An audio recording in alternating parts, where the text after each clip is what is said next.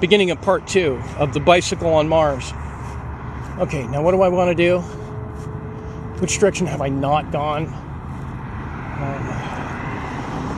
That way. We're going to go that way today.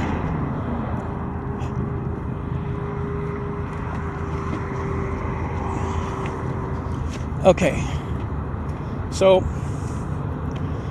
in part 1, I introduced the idea of having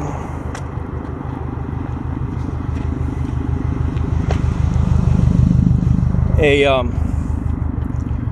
four-wheeled, pedal-powered cart, basically the outline of a truck. Tighten my belt.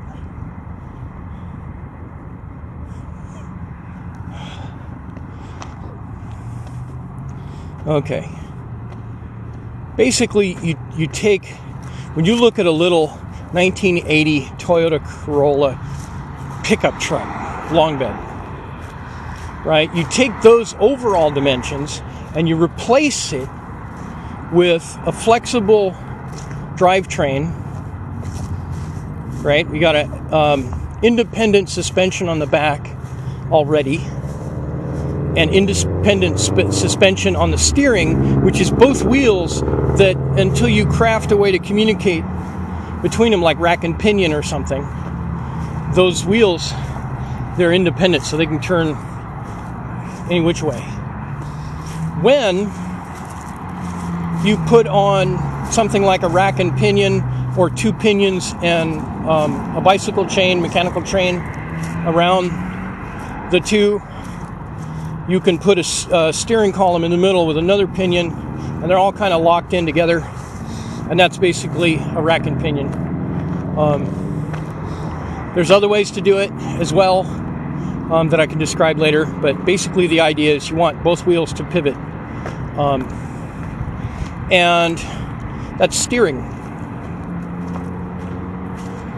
So ideally, a person should be able to put on in an airlock a spacesuit sufficient for the atmosphere of Mars at its worst.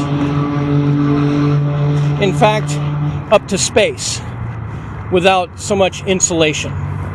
Although insulation on Mars might be a big deal, because I'm betting them nights are really cold. If I remember my planetary data, it seemed like I remember seeing some 3-digit numbers for low temperatures on Mars, like it's pretty cold stuff. I'm going to end of part 2, beginning of part 3 after this. It's too loud.